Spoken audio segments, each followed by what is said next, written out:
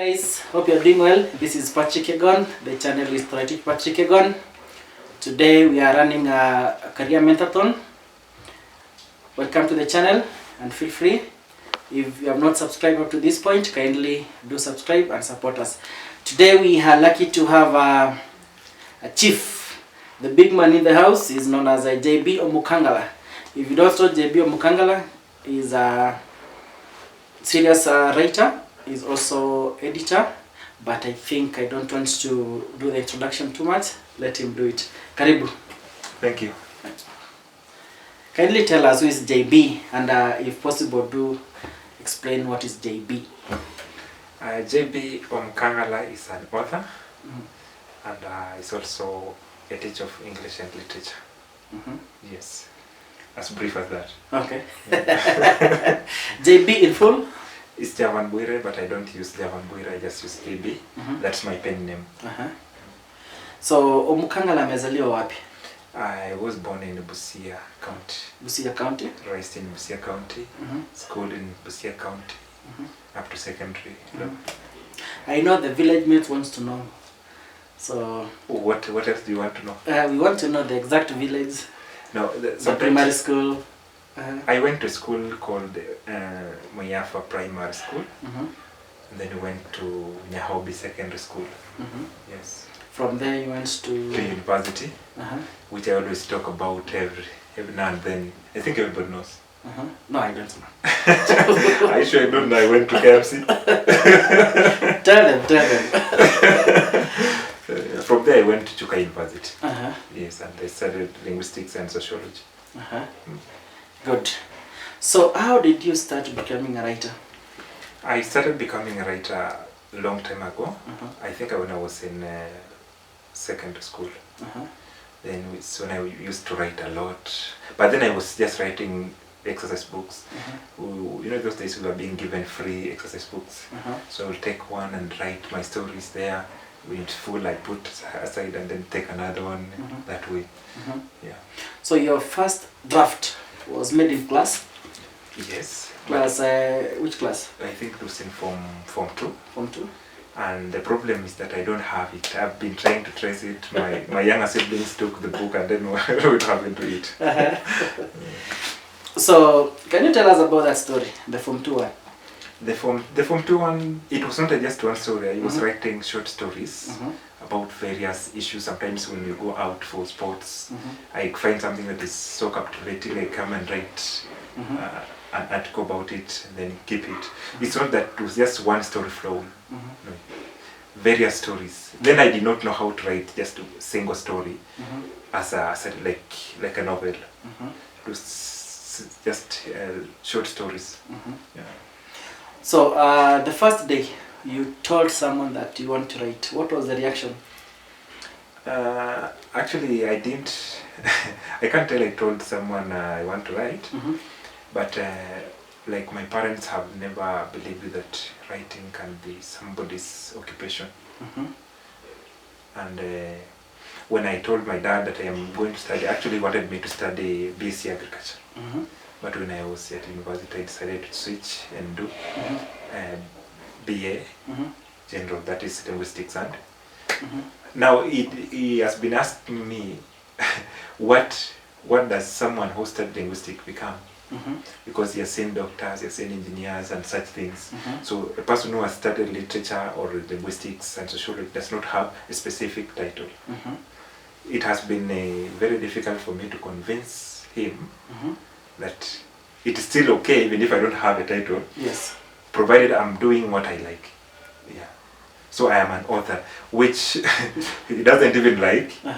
Yes, okay, he has not been someone who is so interested in writing and all. So if you hear of somebody introducing himself as an author, and you have taken them to school, they feel like writing something you can just do even if you're not going to school. But there is a lot that writing entails that you can't do without education. Can you tell me your mama's reply? My mom is not someone who is so nagging about this. For her, as long as you're doing something that it can sustain you, she's okay. Okay. Yeah. So your first serious book, when was that? I wrote my first book in 2020, Torn Between, and it had a lot of issues because when I was just beginning, and I was writing using a smartphone.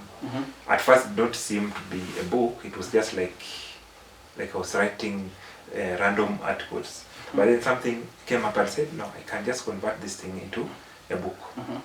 Now, when I started converting it into a book, we reached a point when someone approached me, someone who was seeing some of the posts because I was posting some of the things on my social media. So one person was so much interested into being mentored by me. Actually, she thought I had written a book or I had several books before. So when she approached me to help her start writing, she wanted to buy my books. I didn't have any books. And when I told her I didn't have books, she was even shocked why I didn't have books when I had what it takes to write. But you know, if someone is not a writer and you are a writer and you know what writers do, someone might be like you are. It's not underrated. You are overrated. Someone thinks you can do these things more than you are doing. But when you feel like, no, I'm not even there. By the way, for those of us who don't know Torn Between, this is Torn Between. The first time I came to know about this book was through my engineering classmate. In social media, Najita Ward something. I think he's a very good fan of you. That is when I saw Torn Between, and that is when I followed up about J.B. Omukangala. So I want to give you this opportunity to tell us about these books. So we have, let's start from Torn Between. Torn Between is a romance novel, but apart from it being romance, I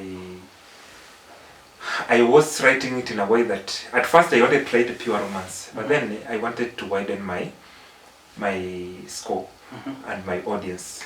So I incorporated culture and romance together. So in this book we have the culture of the Ameru people, we have the culture of the Luya, and then we have culture of the Maasai. That means I have one of the main characters coming from the Luya culture, another one is from Meru, another one is from the Maasai. Nashipai is from Maasai. Then I wrote it in first person narration, so I'm one of the main characters. And then we have Makena from Meru. Yes.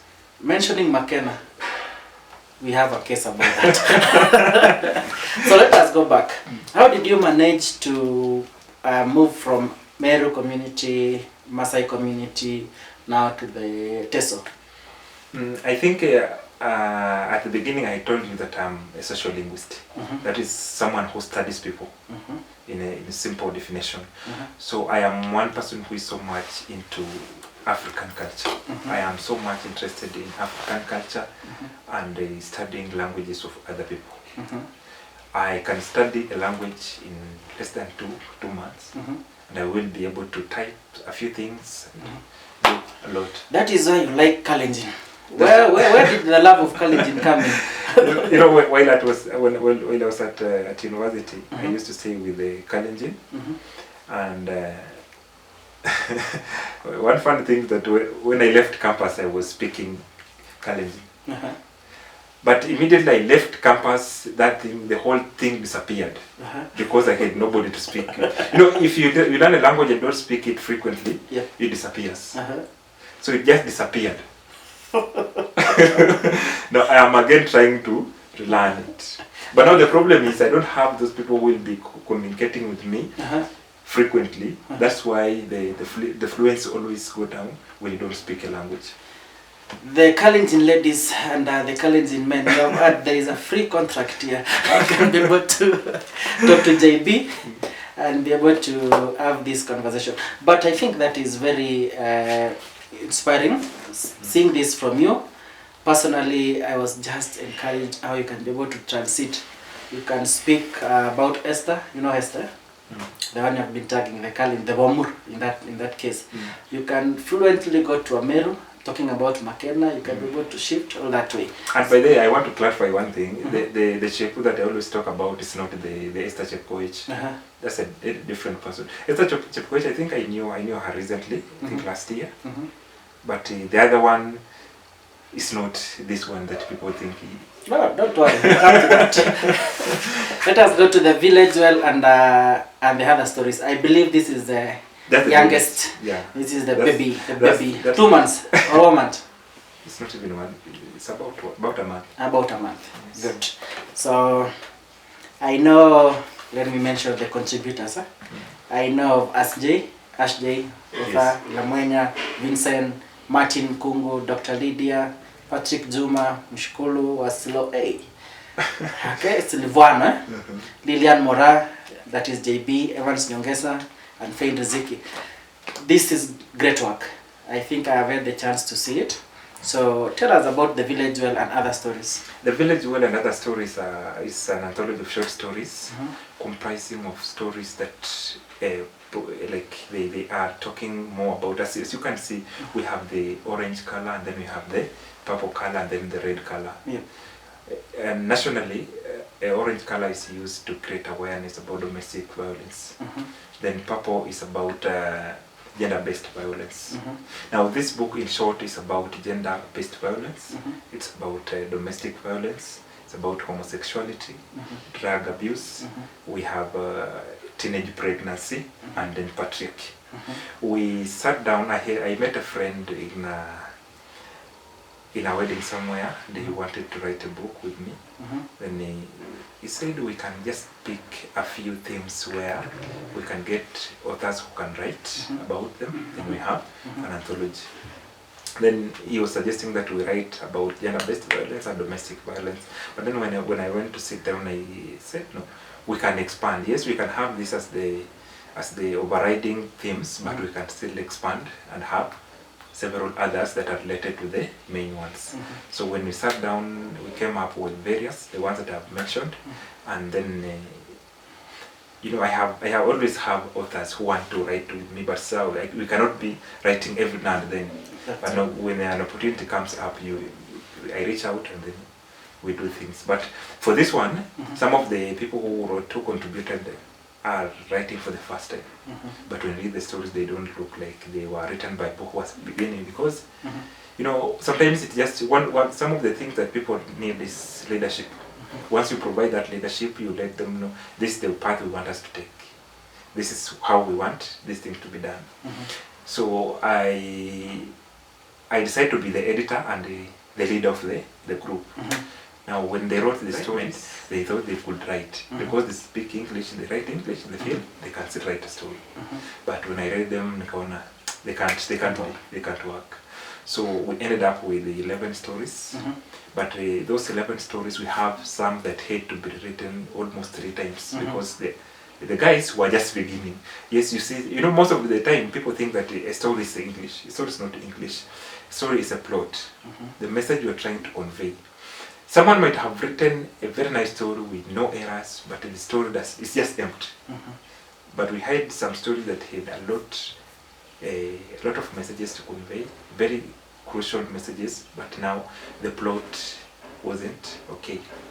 So you find like such guys, I hate to instruct them to write their stories, to restructure the plot and such things until they came up with appealing stories. These stories, actually this is one of, I can say is one of my best products so far. Good. Yes. The midnight sun. So how can you have the sun during the night? And I want you to tell us about the midnight gymnastics. The nocturnal gymnastics. Yes, the nocturnal gymnastics. Okay, the midnight sun is this one was, you know, when I was writing my first book, I had a friend from Teso who was helping me with the reviewing here and there, editing. And then when I was done with the turn between, I told her I want to write a book about the Teso culture, and that book will be dedicated to you.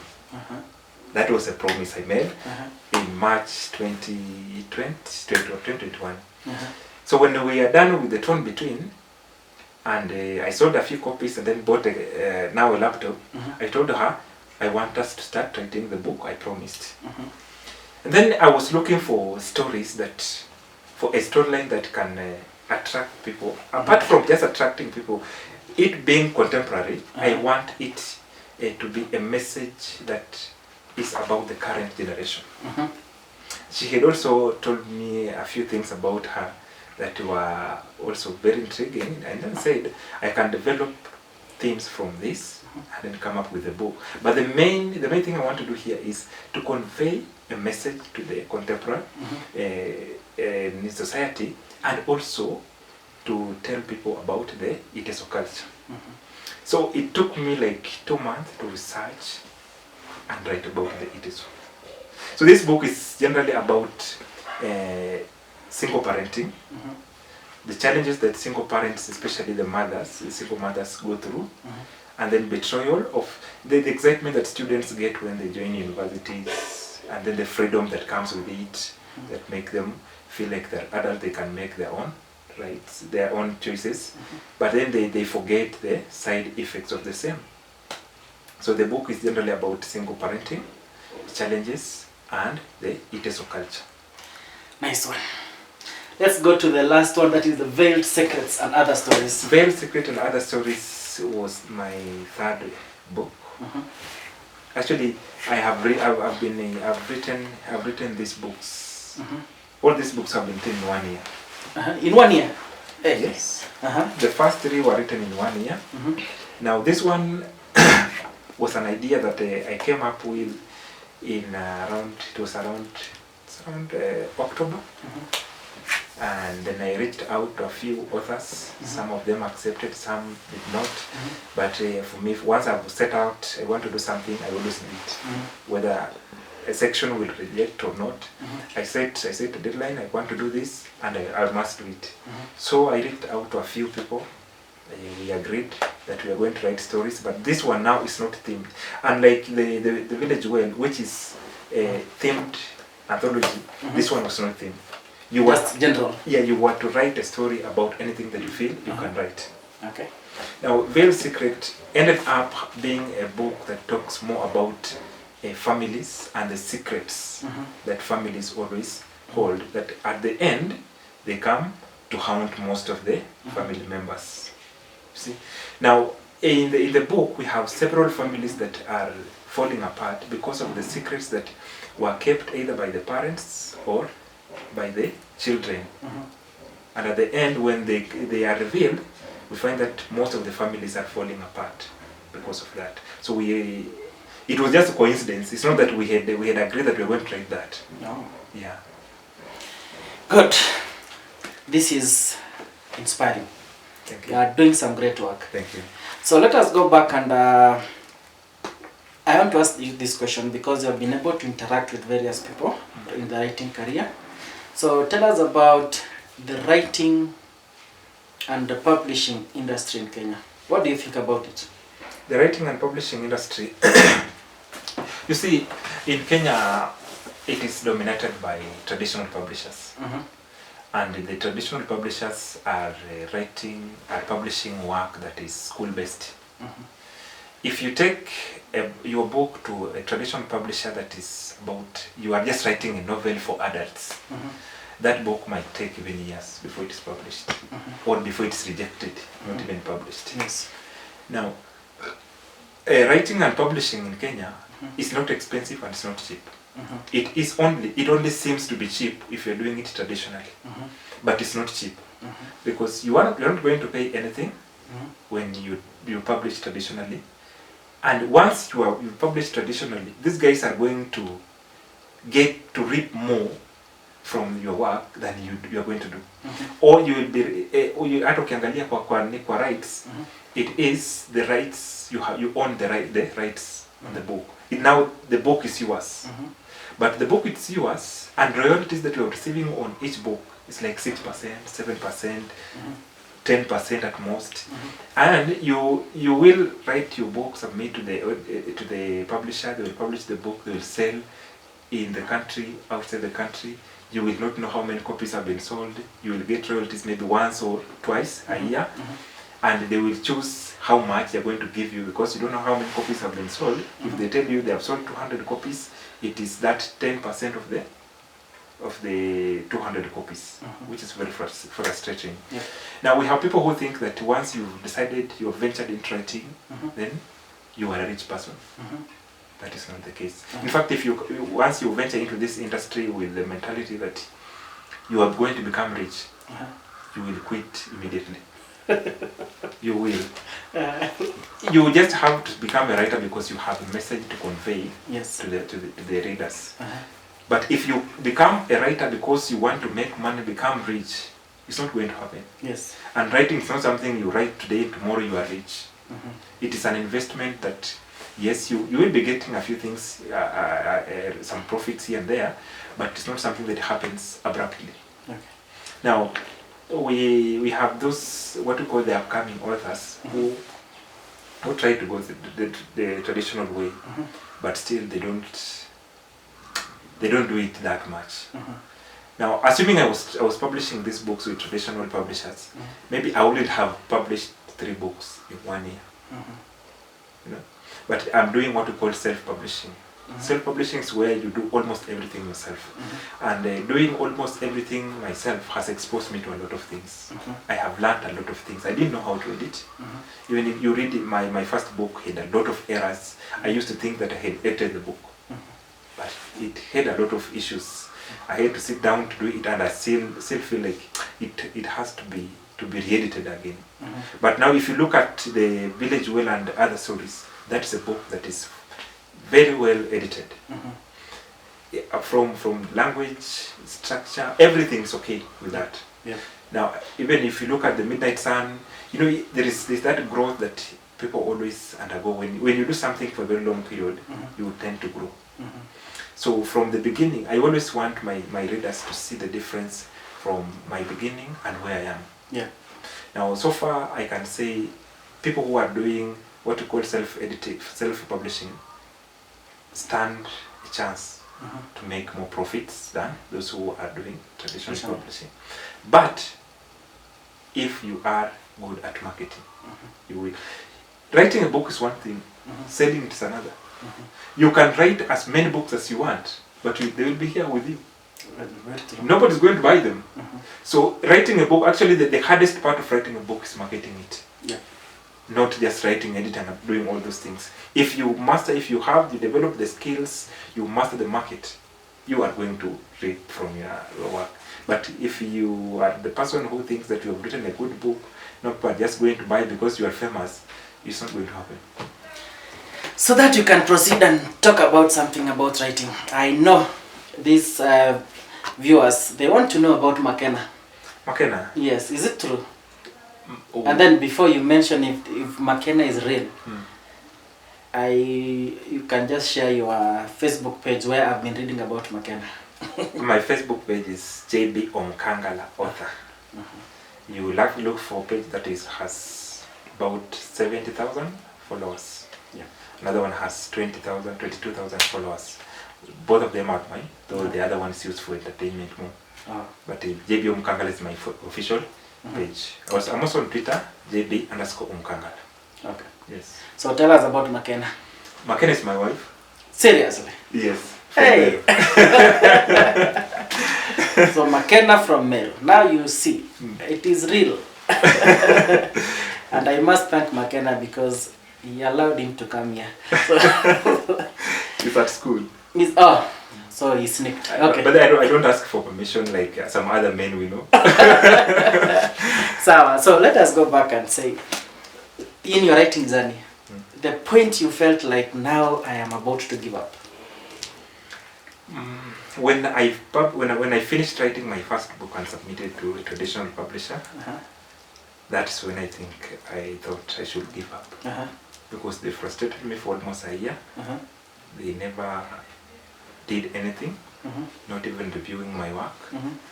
They were just giving me hopes that they are likely to look at it. Yeah. So for almost a year, they held the book, and I was wondering, does it take this long to publish a book? I actually had to write to them and withdraw the manuscript and look for somebody else to publish it. That's when we met with the guy who owns the African Ink Publishers. Good. As he says, also in Isara Book Publishers, we take 2 weeks to give you feedback. It's better to be rejected than to wait. By the way, I don't know. One of my books that is Along the Rock Channel. It took a whole 10 months for me to get feedback from one of the publishing houses. So whatever you are saying is very true. What was your best moment in writing? What has been your best moment? Well, I think my best moment was 20. Should I talk just about marketing the book or just writing? Let us generally. Generally, In your writing career. in my writing career, my best moment was when I quit everything to do writing and then focused on marketing my books, and the books were accepted. I was introducing myself to the market. Currently, I can't say that I'm doing bad, but now during that peak, I think that was the best. The best moment. Hey, what a decision to make.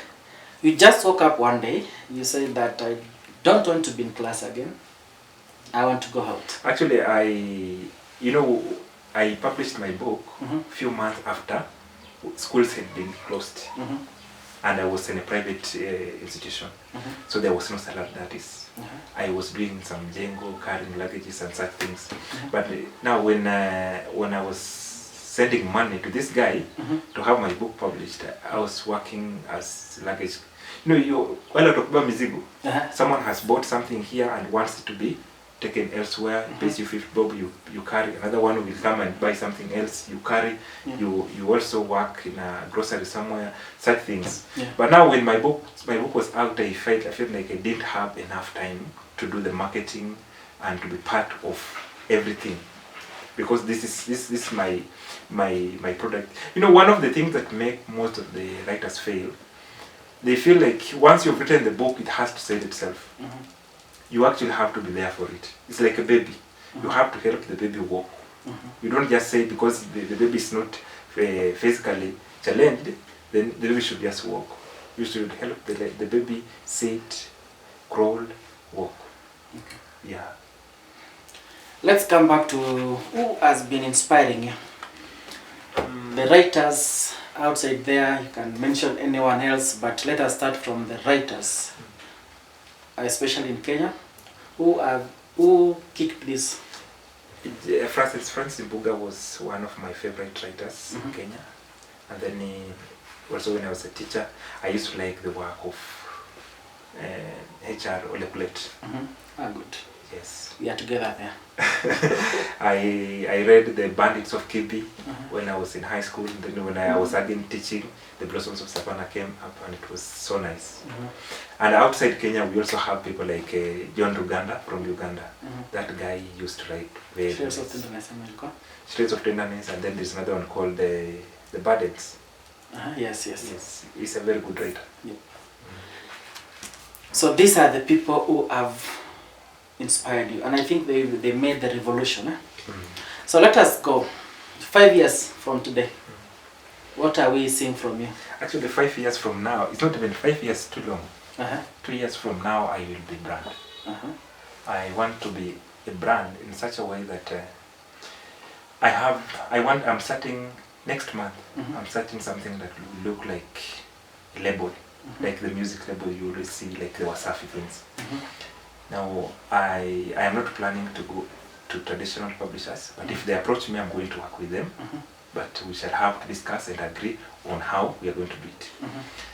But going forward, I already have about 10 authors I'm working with, and we shall be having, all our books will be bearing the call, Namada Books. That will be our brand. It's going to be brand. Everybody I'm going to sign on board will have to publish at least one book a year. And then every year we shall be writing an anthology of short stories together as authors, together as a team. And then you will have to publish a book each year. So that means that I am going to take people who are serious with this. Not people who write because we have people who write because they feel like it's a hobby. It's something you do when you are tired. Writing is not something you do when you're tired or when you are idle. is something you do because it's something also. You know, like you come for your interview maybe here, and then you are asking me, apart from writing, what do you do? I always keep on wondering, why should I do something else when I'm writing?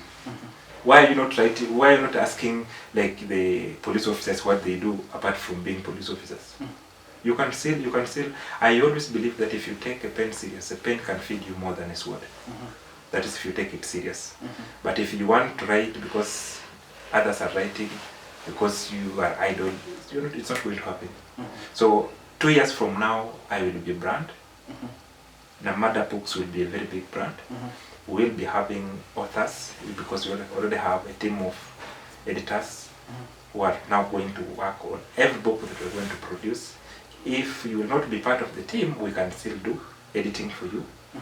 Then we can still approach printers or publishers for you. But wale wenye nitakuwa nafanya nao kazi, they will have to assure me that they are going to produce at least one book each year. Yeah, good. And we are going to write books both for revision. We are going to write books for stories for children because parents have been bothering me every now and then. Then we're also going to produce motivational books and the books for adult stories for adults. Okay. What inspired you to personally deliver your books? There's that excitement that readers get when they connect with the author. That's one thing I learned early last year. We have that feeling. I don't know how I can describe it, but there's that excitement that people get when you deliver the book in person. So where possible, I deliver books in person. Good. Where it's not possible, I send a rider or I use other courier services. But delivering your book in person and having the book autographed for that person is also a way of motivating that person to read. Okay. My second last question to you. You are hitting well from these books. Yeah, I can say for the last 1 year I've not been employed by anyone. It's just been books. I've been walking almost everywhere in the country. I deliver books myself, I market books. I can even come to Nakuru to just market my books, look for bookshops that can accept me. You know, the problem again with the self-published books is that some of the bookshops do not accept your books. You have to beg them and all that. At the beginning I used to do that. But if I come to your bookshop, I tell you I'm so and so, this is what I do. If you accept, well and good. If you don't, I go. Now it has reached to a point where now the bookshops are approaching me to stock the books. And now, you know, at the beginning they were the ones to decide this is what we are going to do. We are going to take 40% from your books to give you. But now we have to agree that you're going to take 40%. If my book is selling at this price, then you'll pay this amount. Yeah. If you don't want, just leave, because I can still sell my books to anyone in the country. I can deliver them everywhere. So it's not like you're doing me a favor. Yes. It is a win-win situation.